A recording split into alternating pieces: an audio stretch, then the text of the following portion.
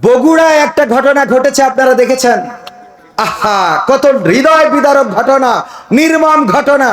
সন্তান মাকে মেরে ফেলেছে মাত্র 500 টাকার জন্য।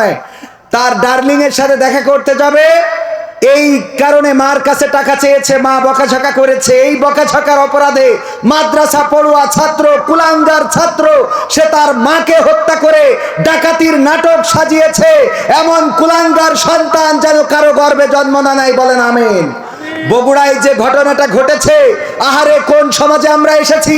কয়েকদিন আগে দেখলাম সিলেটে একটা বাচ্চা শিশুকে হত্যা করা হয়েছে, তার মাত্র 250 টাকার জন্য আপন জনেরা হত্যা করেছে। আমার ঝিকরগাছার পাশেই সারসায় আমরা দেখেছি, ওখানকার একটা মেয়েকে অপহরণ করেছে, তার কানের দুল ছিনিয়ে নেওয়ার জন্য। তার কানের দুল তো নিয়েছে, আবার ওই মেয়েটাকে হত্যা করেছে। কি দুর্বিষহ জীবন আমরা পার করছি, কি একটা অনাকাঙ্ক্ষিত সমাজের দিকে যাচ্ছি। যেই সন্তান তার মাকে হত্যা করেছে, আমরা আইন ও প্রশাসনের কাছে দৃষ্টান্তমূলক শাস্তি চাইব। এই সন্তানকে ফাঁসির কাস্টে প্রকাশ্যে ঝুলিয়ে বিচার করে দিয়ে প্রমাণ করে দিতে হবে যে মাকে বাবাকে যারা হত্যা করে তাদের বেঁচে থাকার কোনো অধিকার নেই। কাকে হত্যা করলে?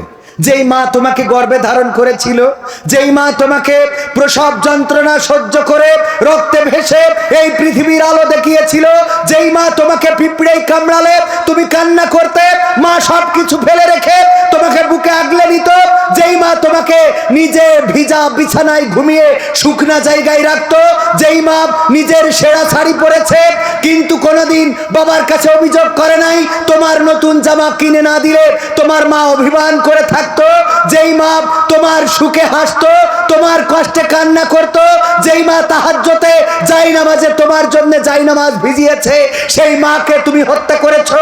কুলাঙ্গার, কুলাঙ্গার, কুলাঙ্গার। এমন কুলাঙ্গার সন্তান কারো গর্ভে যেন জন্ম না হয়, বলেন আমিন। আমরা তার দৃষ্টান্তমূলক শাস্তি দাবি করছি।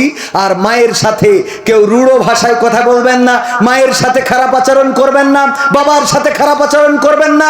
তারা আপনাদের জন্য মাথার ঘাম পায়ে ফেলে, আপনাদের সুখের জন্য, আপনাদের মুখে হাসি ফোটানোর জন্য কষ্ট করে নিজের জমি বেচে বিদেশে পাঠাইয়েছে।